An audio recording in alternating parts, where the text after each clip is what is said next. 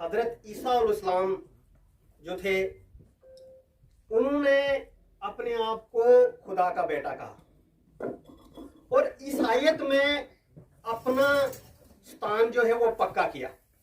अगर ईसाइयत में आप लोगों ने मुक्ति पानी है तो हजरत मोहम्मद जो हजरत ईसा अलैहिस्सलाम है उनका नाम लेना सबसे जरूरी है और ये मानना है कि वो ईश्वर के बेटे हैं।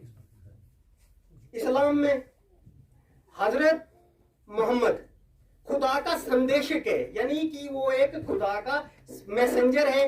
ये बात आपको माननी है कि और खुदा हजरत मोहम्मद जो है वो लास्ट पैगंबर है। अगर आपने इस्लाम पे चलना है और मुक्ति पानी है तो ये दो बातें आपको माननी है।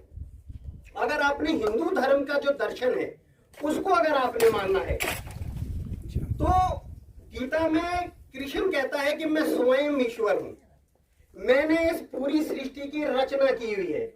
ये पहाड़, आसमान, पृथ्वी, जल मैंने स्वयं बनाए हैं और चतुर्वर्णीय व्यवस्था जो ब्राह्मण, क्षत्रिय, वैश्य और शूद्र है ये मैंने ही बनाए हैं। यानी कि चतुर्वर्णीय सृष्टम गुण कर्मम विभागशिया, ये मैंने ही बनाए हैं। तो कहने का मतलब है कि एक आदमी खुदा का बेटा कहता है, दूसरा मैसेंजर कहता है, तीसरा खुद ही ईश्वर कहता है कि जब तक आप हमको नहीं मानोगे तब तक आपकी मुक्ति नहीं होगी। लेकिन कर्मा के सागर, दया, सत्य, हिंसा, समानता और न्याय के पुजारी गौतम बुद्ध ये नहीं कहते हैं।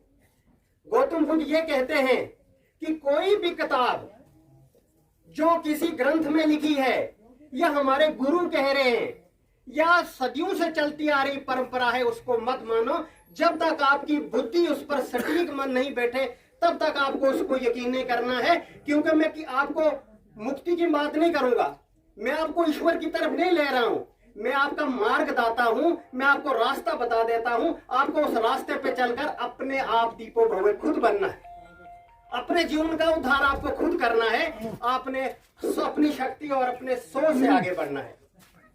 तो बुद्ध का मतलब यह है कि जो आदमी पूरा जागृत है उसी को बुद्ध कहा जाता है। मैं अमित की बातों को आगे बढ़ाता हूं, इनकी बातों का समर्थन भी करता हूं।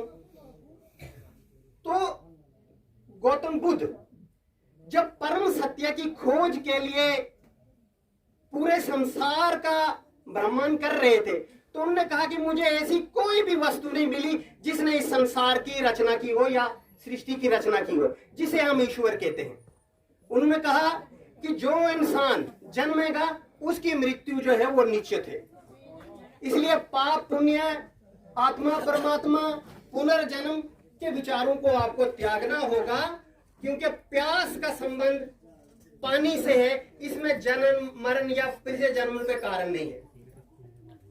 इसीलिए उन्होंने सर्वप्रथम यह बात कही कि मैं सरे से ईश्वर के अस्तित्व को सरे से खारिज करता हूं, क्योंकि कोई भी ऐसा ईश्वर नहीं है जिसने इस सृष्टि की रचना की है। यह विकासवाद की थ्योरी है। इसमें डार्विन ने भी अपनी 1856 में प्रमाण करके यह बता दिया कि कोई भी सृष्टि की रचना जो है किसी ईश्वर ने नहीं की है। यह विकासवाद है। हमारे पूर्वज, हमारा संघर्ष, हमारे जो पिछले साथी हैं उनका संघर्ष और उनका सम्मान एक जैसा रहा है। क्योंकि दुनिया में जितनी भी जातियां हैं उन जातियों में से इंसान भी एक जाति है। इसलिए जाति बनाने वाले लोग बहुत ही शातिर थे, उन्होंने हम लोगों को गुलाम बनाने का काम किया। इसलिए ईश्वर के ऊपर विजय प्राप्त करना और ईश्वर के ऊपर डर निकालने के लिए आप मुक्ति का मार्ग ढूंढो। इसलिए जितने भी सिद्धांत, परंपराएं, वर्ण व्यवस्था, जाति व्यवस्था, धार्मिक कर्मकांड, धार्मिक अनुष्ठान, ये मानव निर्मित है। इससे हमको बचना होगा और इन सब की बेड़ियां तोड़कर हमको असली में सत्य की खोज करके हम मुक्ति की बात कर सकते हैं। अब गौतम बुद्ध पूरी दुनिया के लिए एक आदर्श और प्रेरणा के स्रोत कैसे बने? क्योंकि मरने के बाद, परिनिर्वाण के बाद ही वो तथागत कहलाए। दुनिया के जितने भी मजदूर, किसान, व्यापारी और कारीगर को इकट्ठा होने की बात उन्होंने कही। और भारत के अंदर हिंदूवादी वर्ण व्यवस्था की, कठोर वर्ण व्यवस्था से छुटकारा पाने की बात उन्होंने की। और बुद्ध जो थे वो भारत के पहले एक ऐसे आदमी हुए जिनको दुनिया में मान्यता मिली। और जब बुद्ध अपने ओस पड़ोस के परिवर्तन को बदल रहे थे तो उनका टकराव मनुवादी और ब्राह्मणवादी विचारधारा से हुआ। और बुद्ध ऐसे समय में उनका आगमन हुआ जब पूरी दुनिया में एक तब्दीली हो रही थी। रोम की बात करें जहां अरिस्टोटल, प्लेटो या पैगंबर के फिलिस्तीन या चाइना के कन्फ्यूशियस में एक विचारिक और भौगोलिक तब्दीली हो रही थी।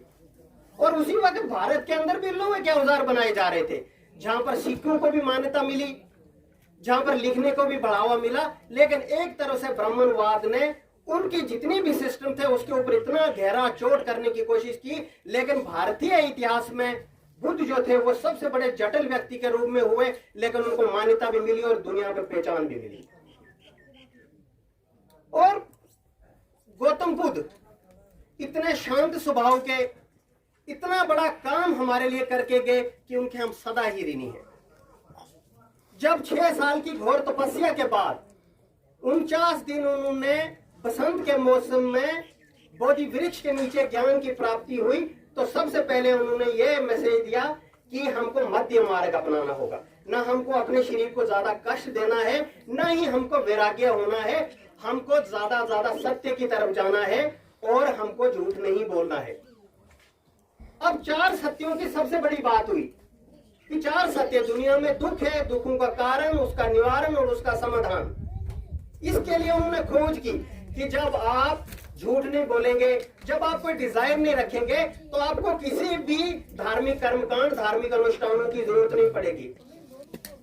और भारतीय सभ्यता में जब पूरी दुनिया में तब्दीली आ रही थी, ये 3000 वर्ष पहले से आ रही थी। और उसी वक्त भारत के सबसे पुराने जो स्रोत